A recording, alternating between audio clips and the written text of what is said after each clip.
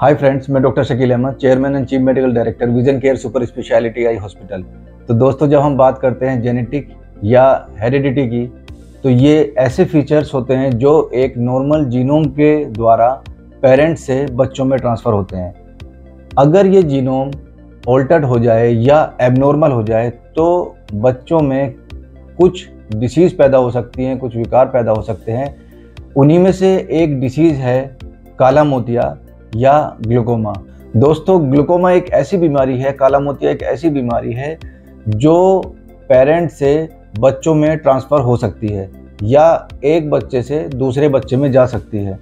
इसलिए इसका बहुत अच्छे से ध्यान रखना है कि हमें इस बात का पता हो कि हम ग्लूकोमा से ग्रसित हैं, क्योंकि ग्लूकोमा में कोई पेन नहीं होता है। अगर ग्लूकोमा या काला मोतिया किसी फैमिली में डायग्नोज्ड है तो उसकी नेक्स्ट जनरेशन में उसके जाने के 4 to 9% चांसेस बढ़ जाते हैं। एक सिबलिंग्स में या एक भाई या बहन में अगर ग्लूकोमा डायग्नोज्ड है तो दूसरे बच्चे में ग्लूकोमा के चांसेस 10 टाइम्स बढ़ जाते हैं। तो जैसा हम देखते हैं कि ये एक ऐसी बीमारी है जो जेनेटिकली ट्रांसफ़र हो सकती है, एक सिबलिंग से दूसरे सिबलिंग में जा सकती है। तो इसका स्क्रीनिंग कराना, जनरल आई चेकअप कराना बहुत ही आवश्यक है, जिससे इसको अर्ली स्टेज पे रोका जा सके।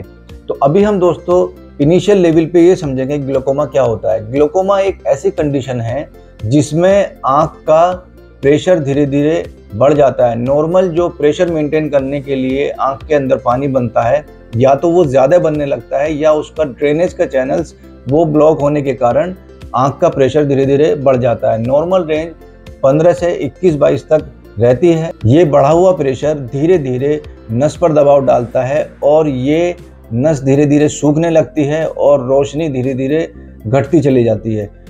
इस प्रक्रिया में कहीं दर्द नहीं होता है, तो इस वजह से किसी पेशेंट को इसका आभास ही नहीं हो पाता। बहुत ही लेट स्टेज में इसकी डायग्नोसिस बनती है। इसलिए जनरल आई चेकअप बहुत ज़रूरी है, स्क्रीनिंग बहुत ज़रूरी है।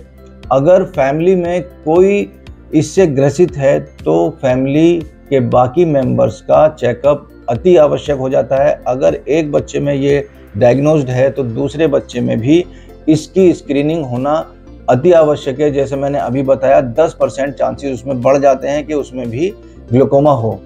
अगर हम इसको बहुत ही शुरुआती दौर में इस बीमारी को पकड़ लेते हैं तो इसको बढ़ने से रोका जा सकता है। कई माध्यम अवेलेबल हैं इसको बढ़ने से रोकने के। हम दवाओं के माध्यम से इसको रोक सकते हैं, लेज़र के माध्यम से रोक सकते हैं और इसको ऑपरेशन के माध्यम से भी कंट्रोल किया जा सकता है। ग्लूकोमा या काला मोतिया ये एक ऐसी बीमारी है जिसमें परमानेंट लॉस ऑफ विजन होता है। ग्रेजुअली इसमें जो लॉस ऑफ विजन होता है दैट इज़ परमानेंट, यानी कि जो रोशनी इसमें चली जाएगी वो कभी किसी भी उपलब्ध माध्यम से लौट कर नहीं आएगी। किसी भी ट्रीटमेंट का या अर्ली डायग्नोसिस का सिर्फ मतलब ये है कि जितनी रोशनी बची है हम उसको बचा के रख सकते हैं। इसलिए हमें बहुत अलर्ट रहने की ज़रूरत है और हम टाइम से इसका स्क्रीनिंग करा लें। 40 साल की एज के बाद स्क्रीनिंग ग्लूकोमा की कंपलसरी है। जिन भी लोगों की एज 40 साल हो चुकी है वो अर्जेंट बेसिस पे अपनी स्क्रीनिंग कराएं ग्लूकोमा के लिए। अगर फैमिली में कोई हिस्ट्री है, किसी एक भाई को है तो दूसरे भाई को उसको स्क्रीनिंग कराना बहुत ज़रूरी है, क्योंकि ये एक जेनेटिक बीमारी है जो पेरेंट्स से बच्चों में या एक बच्चे से दूसरे बच्चों में जा सकती है। अभी हम वर्ल्ड ग्लूकोमा वीक सेलिब्रेट कर रहे हैं vision Care super speciality eye hospital में।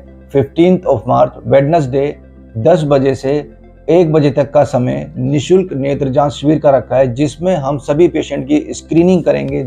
जिन पेशेंट्स का प्रेशर बढ़ा होगा उनकी कुछ विशेष जांच की जाएंगी ग्लूकोमा की डायग्नोसिस बनाने के लिए, और जो पेशेंट डायग्नोज हो जाएंगे उनको निःशुल्क दवाओं का वितरण भी किया जाएगा और उनको उसके बारे में एक स्पेसिफिक जानकारी और उसकी रोकथाम कैसे की जा सकती है, उसको कैसे कंट्रोल किया जा सकता है, सभी के लिए विशेष रूप से अरेंजमेंट किए गए हैं उनको एजुकेट करने के लिए, उसमें अवेयरनेस बढ़ाने के लिए। थैंक यू दोस्तों फॉर वॉचिंग दिस वीडियो।